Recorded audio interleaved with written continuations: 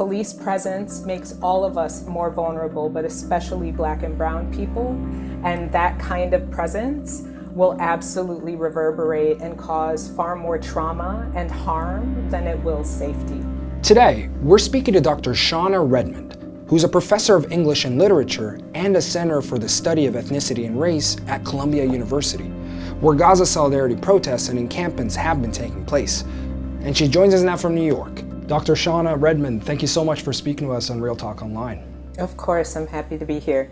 Dr. Shana, I just want to start off by asking you about your experience with everything that's been happening at Columbia right now. What's been going on in your head? It's been a really kind of tumultuous swirl of emotions. I think all of them landing very solidly on the negative end, unfortunately. It's been a deeply surveilled experience over the last 6 or 7 months. Surveillance of speech, surveillance of pedagogy, surveillance of community, right? Interactions between individuals, but certainly around the kinds of communalization and organization that comes from living in this world. So the suspension of Jewish Voices for Peace and Students for Justice in Palestine, kind of setting off this moment of deep suspicion on the part of the administration around how people gather and how they think. And this is a university which is presumably and ideally organized around those very things, assembly and thought. So I've been very much alienated from this university, from its mission, its stated mission.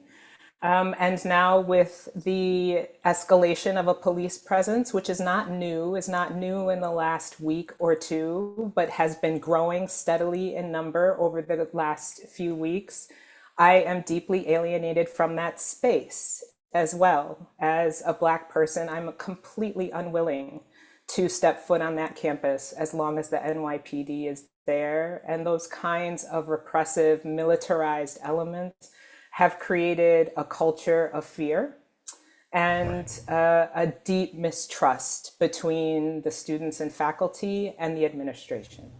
Did you expect to see that kind of police presence on campus? I did not. I never would have anticipated this, but I did not anticipate either that the president would unleash a militarized police force on her students either. I didn't anticipate that the president would sacrifice her faculty before Congress as she did on April 17th either. So a lot of my expectations have been sidelined now. I have a different kind of relationship to power at this institution, and I'm a relatively new faculty member. This is only my 3rd year here. And so this has given me a trial by fire, to say the least, as far as understanding how this institution understands itself in the world and how it will function in relationship to world events, as well as local communities, and how it will engage with its faculty and students. Right. And when you use a term like alienated, can you expand on that? Like, why that particular word choice? I chose that word because universities, for me, have always been spaces of, or in their most ideal formation, right? I've worked toward the possibility of colleges and universities being places of community building, places of collective and shared insight, inquiry, and sometimes struggle. And I think that is only right. These are institutions in and of the world. They are not perfect by any stretch, but recognizing as a faculty member who now has 15 years in, I understand and believe my colleagues when they argue that the university is now a muscular arm of the state. And we have seen that play out very deliberately, very clearly at Columbia University, that it is now functioning as a surveilling, disciplining formation within society, and one that also will be disciplined in turn by federal authorities who have little to no understanding of what happens in these spaces, who are not working to protect these spaces, who are not interested in the protection of thought or the workers who provide it. So alienation means both my relationship to this institution, but also increasingly my relationship to this profession. And can you share some of the things that you've directly witnessed the last few weeks? The list goes on and on. And, you know, unlike my negative emotions, it runs a full spectrum. Some of the most amazing things that I've seen happen on this campus in the last few weeks have come from the students who were organizing the encampment. These students who are deeply thoughtful, careful with one another, principled in most, if not all things, certainly all things that I witnessed. Principled first, of course, in their commitment to announcing and defending the people of Palestine and drawing attention to the genocide in Gaza. But also principled in their relationships to one another, that there are community guidelines that everyone had to follow in order to participate in the encampment. These students set up a library there. They were holding group discussion sessions with one another. They were dancing and singing with one another.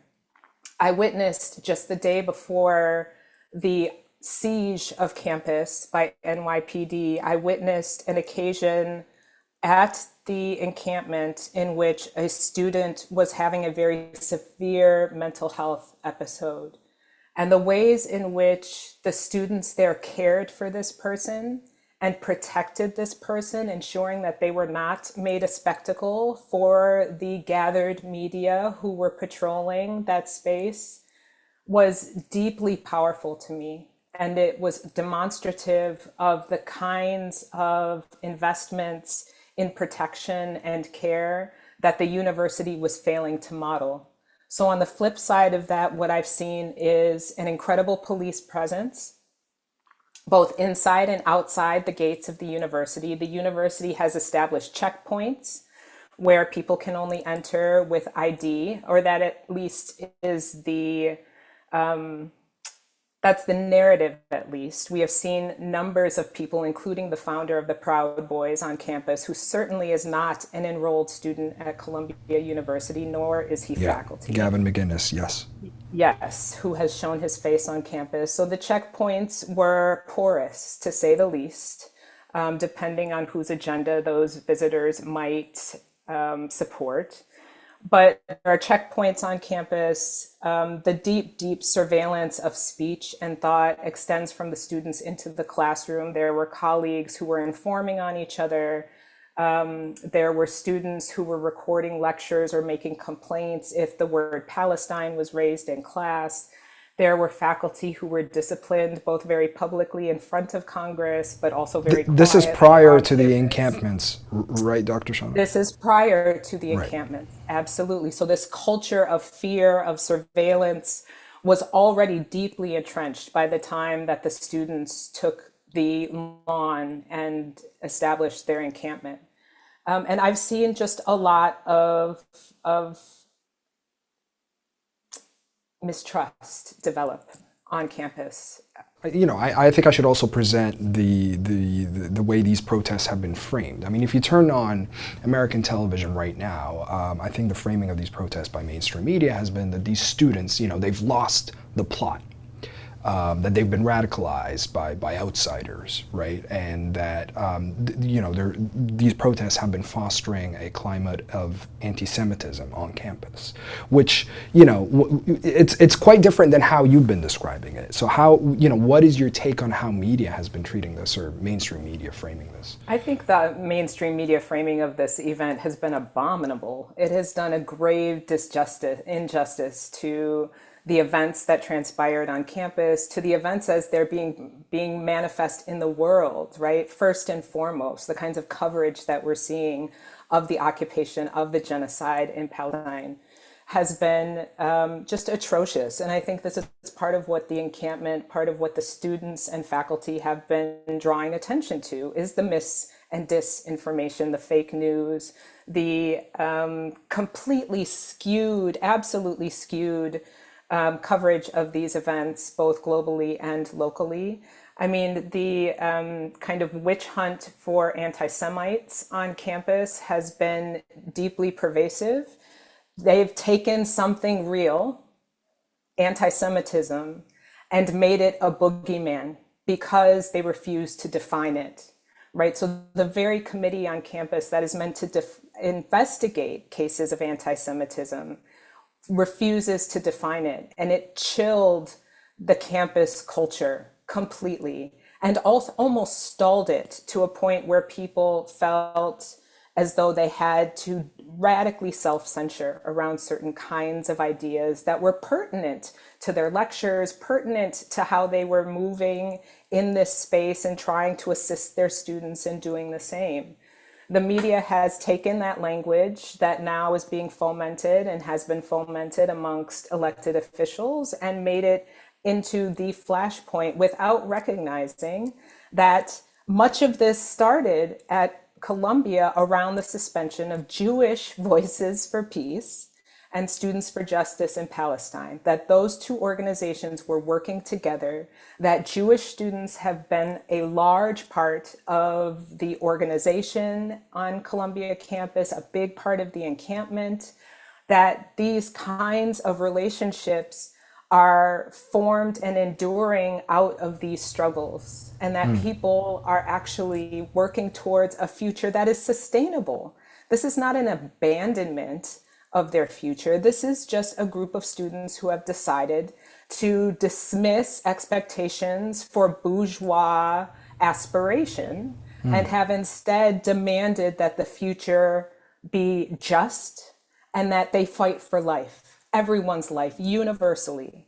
And those are the kinds of lessons that they are teaching us every single day. But those are not the kinds of clickbait, flashpoint moments that the mainstream media is interested in. And by that coverage, that incendiary, spectacular coverage, conditions have been made worse here, and I think has increased the panic of our administration and led to these radical, violent actions and decisions on their part. I mean, surely there's opposing views as well. I mean, how split is the faculty is on this? I mean, it's important to note that there is no consensus amongst the faculty. There is no consensus. No, there is no consensus, and there's not been since October 7th, right? I think that there are varying points of view on what is happening and various feelings and positions around how the students responded. Absolutely, there is no consensus. I think what there is broad consensus about amongst the faculty is one, that faculty governance at Columbia has been absolutely dismantled, and that the university, the president, the board of trustees have demonstrated to us that they don't care what their faculty think. They don't care about our future or our capacity or our ability to do our jobs at this institution. That they have, as one of my colleagues said, now created a university without faculty during our 2-day lockout, right? So I think that's one shared perspective, right? That faculty governance and freedom of speech is absolutely under threat at this university. The second thing I think there's broad consensus about is that the aggressive acts toward the encampment, the first sweep in particular, was uncalled for, that was absolutely unjustified. Not only was it in violation of established policy at Columbia, in which the president is meant to consult, deeply consult, and be in dialogue with the faculty senate around calling in police, which she did not do, but also that it was just disproportionate action in response to the peaceful activity of the students. So those are the two consensus items, I think. Well, let's actually talk about that, Dr. Shana. I mean, how much of this do you think is political? Because the first time police were brought on Columbia, it wasn't long after President Shafiq had her congressional hearing about anti-Semitism on campus. So how much of this do you think is political? It's all political. It's all political at some form or another, either the everyday politics, the infra-politics of these hidden agendas and motivations, the planning, the development of long-term strategy on the part of the president and board of trustees, or it's immediately kind of very visibly public and political in the way that The sequence from April 17th to 18th was her taking a very hard line in front of Congress that she was going to clamp down on anti-Semitism, and then the very next day arresting her students. That was meant to be kind of the reaction to the proof, the pudding, right, of having demonstrated or argued to Congress that she was going to take decisive action, and she used her students to make that point. So all of it is political, absolutely. But as far as the initial sweep was concerned, yes, she sacrificed her students for political expediency, wanting to demonstrate that she was going to be the president. Unlike that at Penn or Harvard, she was going to be the one to take strong action against anti-Semitism, which again had not been defined, was not being argued by any broad scale of students on campus, but was something that was being kind of hunted for every single day. Do you think she threw the students under the bus? Absolutely. Her students and her faculty were sacrificed. Well, I mean, the latest is that the police presence has been requested till the 17th of May, which is, it goes even after graduation at Columbia. This is clearly an effort, it seems, or a push to bring back things to normal. Is that even possible in your view? No, it's not possible. I don't think Columbia will recover from this. They will work very, very hard to do so. The PR machine is already working. And very much like the mainstream media telling fictions about what actually happened. Even the language of the free speech zones or the demonstration zones, that were established by the president in order to protect students' right to protest, those things are fabrications. The students have been demonstrating in those zones and the police have still been called on them. So I do not think that the university will recover. Certainly, the students will carry this trauma with them for a very long time, whether they were involved in the organizing on the ground or not. Everyone has been deeply impacted by this. And police presence makes all of us more vulnerable, but especially Black and brown people. And that kind of presence will absolutely reverberate and cause far more trauma and harm than it will safety. And what are things like on campus right now? I mean, are people going to class? Are students taking exams? Or what's happening? Well, this is finals week, study week in advance of finals and graduation.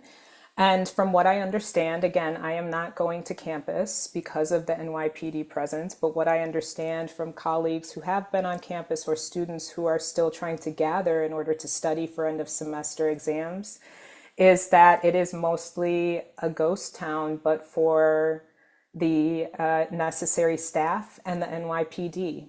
And so those are the people with whom students are primarily interacting when they're on campus. And this is not a university. This is a police state. And Shafiq has demonstrated that that is an acceptable course, an acceptable education for her students. I've also seen reports already of NYPD catcalling and sexually harassing students on campus. So again, these are deeply unsafe environments for their presence. And we actually need the opportunity to be together without surveillance and without threat of violence. And when you say you're not going to campus, does that mean you're on strike? That's how I would identify it, as a strike. Absolutely. I'm not teaching at the moment. Right. So are there others doing so? There are others who have made a principled decision to not go to campus while the police are occupying that space. Yes. Are you in direct communication with any of the students? I have been in communication with some of the students. What's the vibe? The vibe is anger. The vibe is rage that the university has decided to choose violence against their students. But there's also just a lot of deep sadness and trauma around these events. Students have been organizing mental health resources for one another. Staff has been stepping in to offer mental health resources for students. And they're trying to process what it means to live in a police state. So I think there's a lot of emotions swirling at this moment, but also a lot of determination. This is part of my comment about Colombia not recovering from this. This is not going anywhere. The issue is not going anywhere. Students and allies' committed relationship to the issue of the genocide in Palestine is not going anywhere. So I think at this moment, everyone is feeling a sense of anger, but also fatigue and sadness, and many are just requesting quietude, trying to understand how to next move forward. I just have a couple more questions, Dr. Sean, before we wrap up. But I'm curious, as you said earlier in the interview, your career spans over 15 years as an academic.